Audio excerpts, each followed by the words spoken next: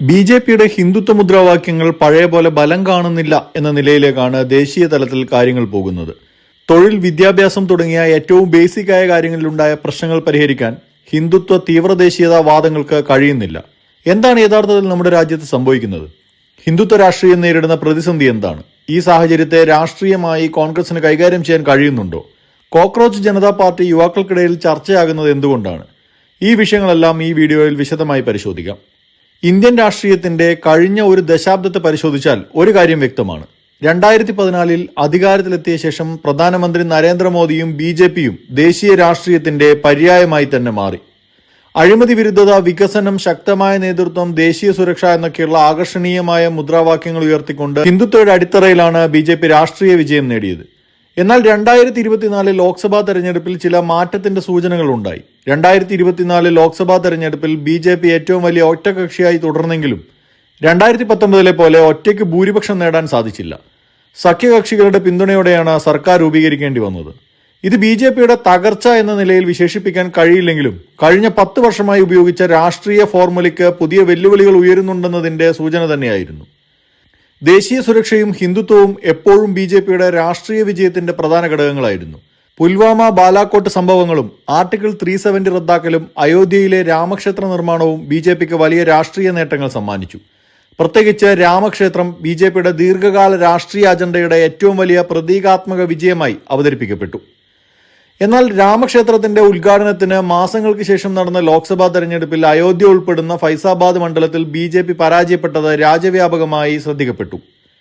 മതവികാരം മാത്രം മതിയാകില്ലെന്നും തൊഴിൽ, ഭൂമി ഏറ്റെടുക്കൽ, പ്രാദേശിക വികസനം തുടങ്ങിയ വിഷയങ്ങൾ ജനങ്ങൾ തുല്യമായി പരിഗണിക്കുന്നുവെന്നതിനുള്ള കൃത്യമായ ഉദാഹരണമായിരുന്നു അയോധ്യയിലെ തെരഞ്ഞെടുപ്പ് ഫലം. അതിനുശേഷം നടന്ന സംസ്ഥാന തെരഞ്ഞെടുപ്പുകളിൽ ബി.ജെ.പി വിജയം നേടിയിട്ടുണ്ട് എന്നത് വസ്തുത തന്നെയാണ്. എന്നാൽ ഹിന്ദുത്വവാദത്തിനും അപ്പുറത്ത് ഇലക്ഷൻ മാനിഫെസ്റ്റോയിൽ ബി.ജെ.പി സൗജന്യ പ്രഖ്യാപനങ്ങളാണ് നടത്തിയത് എന്ന കാര്യം കൂടി പ്രസക്തമാണ്.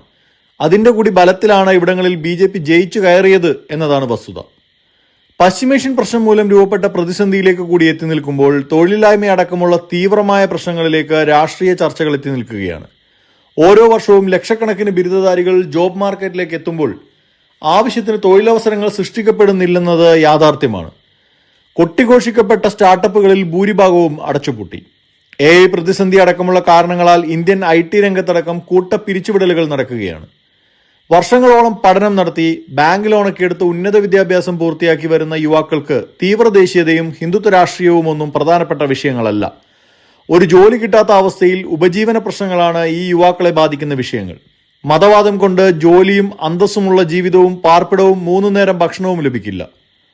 തൊഴിലില്ലായ്മയ്ക്ക് സമാന്തരമായി വിലക്കയറ്റവും ജീവിത ചെലവിലെ വർധനവും സാധാരണ കുടുംബങ്ങളുടെ പ്രധാന ആശങ്കയായി മാറി. പാചകവാതകം, ഭക്ഷ്യവസ്തുക്കൾ, വിദ്യാഭ്യാസം, ആരോഗ്യം എന്നിവയുടെ ചെലവ് വർദ്ധിച്ചതോടെ മധ്യവർഗവും താഴ്ന്ന വരുമാനക്കാരും വലിയ സാമ്പത്തിക സമ്മർദ്ദം നേരിടുകയാണ്. ബി.ജെ.പിയുടെ സ്ഥിരം വോട്ടർമാരായ അർബൻ മിഡിൽ ക്ലാസ് ഇപ്പോൾ കടന്നുപോകുന്നത് കടുത്ത പ്രതിസന്ധിയിലൂടെയാണ്. സാമ്പത്തിക ബുദ്ധിമുട്ടുകൾ അനുഭവിക്കുന്ന സമൂഹങ്ങൾ പലപ്പോഴും സർക്കാരിന്റെ സാമ്പത്തിക പ്രകടനത്തെ അടിസ്ഥാനമാക്കിയാണ് വോട്ട് ചെയ്യുന്നത് എന്ന് തിരഞ്ഞെടുപ്പ് ചരിത്രം പരിശോധിച്ചാൽ കാണാൻ കഴിയും. യുവാക്കൾക്കും കൗമാരക്കാർക്കുമിടയിൽ അസംതൃപ്തി വർദ്ധിപ്പിച്ച മറ്റൊരു പ്രധാന ഘടകം ചോദ്യപേപ്പർ ചോർച്ചയാണ്. നീറ്റ് പരീക്ഷയിലെ ചോദ്യപേപ്പർ ചോർച്ച, ഗ്രേസ് മാർക്ക് വിവാദങ്ങൾ, CBSE പരീക്ഷയുമായി ബന്ധപ്പെട്ട വിഷയങ്ങൾ എന്നിവ വലിയ അസംതൃപ്തിക്ക് കാരണമായി. UGC, നെറ്റ് ഉൾപ്പെടെയുള്ള പരീക്ഷാ ക്രമക്കേടുകളും മറ്റൊരു ഭാഗത്ത്. വർഷങ്ങളോളം പഠിച്ച് പരീക്ഷ എഴുതുന്ന വിദ്യാർത്ഥികൾക്ക് സംവിധാനത്തോടുള്ള വിശ്വാസം നഷ്ടപ്പെടുമ്പോൾ അത് സർക്കാരിനോടുള്ള അതൃപ്തിയായി മാറും. ഈ കൗമാരക്കാരാണ് അടുത്ത ഇലക്ഷനിൽ വോട്ട് ചെയ്യേണ്ടത് എന്നതുകൂടി ഓർക്കണം. ഇവരുടെ ആകുലതകളെ കൃത്യമായി അഡ്രസ്സ് ചെയ്യാൻ സർക്കാർ തയ്യാറായില്ല. ഇരകളാക്കപ്പെടുന്ന വിദ്യാർത്ഥി സമൂഹത്തെ പരിഹസിക്കുന്ന നിലയിലാണ് സംവിധാനങ്ങൾ മറുപടി നൽകിയത്. അതിന്റെ ഒരു രോഷപ്രകടനമാണ് ഇപ്പോൾ രൂപപ്പെട്ടിരിക്കുന്ന കോക്രോച്ച് ജനതാ പാർട്ടിയൊക്കെ. ഇനി മോദി സർക്കാരിന്റെ ഏറ്റവും വലിയ സാമ്പത്തിക പദ്ധതികളായ മേക്ക് ഇൻ ഇന്ത്യയും ആത്മനിർഭർ ഭാരതും നോക്കുക. 2014 മേക്ക് ഇൻ ഇന്ത്യ പ്രഖ്യാപിക്കുമ്പോൾ ഇന്ത്യയെ ലോകത്തിന്റെ നിർമ്മാണ കേന്ദ്രമാക്കി മാറ്റുമെന്നായിരുന്നു വാഗ്ദാനം. ചൈനയ്ക്ക് പകരമായി ആഗോള ഉൽപാദന കേന്ദ്രമായി ഇന്ത്യ മാറുമെന്നും ലക്ഷക്കണക്കിന് തൊഴിലവസരങ്ങൾ സൃഷ്ടിക്കപ്പെടുമെന്നും പ്രഖ്യാപിക്കപ്പെട്ടു. എന്നാൽ ഒരു ദശാബ്ദം പിന്നിടുമ്പോൾ ഈ പദ്ധതിയിലൂടെ എന്താണ് നേടിയത്? മൊബൈൽ ഫോൺ അസംബ്ലിംഗ് പോലെയുള്ള ചില പരിപാടികളൊക്കെ വന്നതല്ലാതെ കാര്യമായ ഒരു നേട്ടവും ഉണ്ടാക്കാൻ കഴിഞ്ഞില്ല. കോവിഡ് മഹാമാരിക്ക് ശേഷം അവതരിപ്പിക്കപ്പെട്ട ആത്മനിർഭർ ഭാരത് പദ്ധതിക്കും സമാനമായ അവസ്ഥ തന്നെയാണ്. സെമി കണ്ടക്ടറുകൾ മുതൽ അത്യാധുനിക സാങ്കേതിക വിദ്യ വരെ നിരവധി മേഖലകളിൽ ഇന്ത്യ ഇപ്പോഴും വിദേശ ആശ്രിതത്വത്തിൽ തന്നെയാണ്. AI-യിലും കാര്യമായ ഒരു നേട്ടമുണ്ടാക്കാൻ നമ്മുടെ രാജ്യത്തിന് കഴിഞ്ഞിട്ടില്ല. ഇന്ത്യയുടെ സാമ്പത്തിക വളർച്ചയിൽ മോദി സർക്കാർ പൂർണ്ണമായും ആശ്രയിച്ചത് അമേരിക്കയായിരുന്നു. കാലാകാലമായി നമ്മൾ പുലർത്തി വന്ന ചേരിചേരാ നയത്തിന് വിഭിന്നമായ അമേരിക്കൻ സഖ്യങ്ങളിൽ മോദി തലവെച്ചു. ചൈനയ്ക്ക് പകരമായി ഇന്ത്യയെ ഒരു ആഗോള നിർമ്മാണ കേന്ദ്രമാക്കി അമേരിക്ക മാറ്റുമെന്നതായിരുന്നു മോദിയുടെ പ്രതീക്ഷ. ഒടുവിൽ ട്രംപ് വന്നതോടെ എല്ലാം പാളി. ട്രംപ് അടുത്ത ഫ്രണ്ടാണെന്നൊക്കെ പറഞ്ഞിട്ടും താരിഫുകൾ അടിച്ചു കിട്ടി. ഏറ്റവും അവസാനം ട്രംപ് നേരെ പോയി ചൈനയുടെ ഫ്രണ്ടായി. ഇതോടെ അമേരിക്കയെ ആശ്രയിച്ചുള്ള ദീർഘകാല സാമ്പത്തിക കണക്കുകൂട്ടലുകളെല്ലാം തെറ്റി. ഇനി എനർജിയുടെ കാര്യം നോക്കുക. ഊർജ്ജ സുരക്ഷയുടെ കാര്യത്തിൽ ഇന്ത്യയുടെ സ്ഥിതി കൂടുതൽ പ്രശ്നത്തിലാണ്. ലോകത്തിലെ ഏറ്റവും വലിയ എണ്ണ ഇറക്കുമതി രാജ്യങ്ങളിൽ ഒന്നാണ് നമ്മൾ.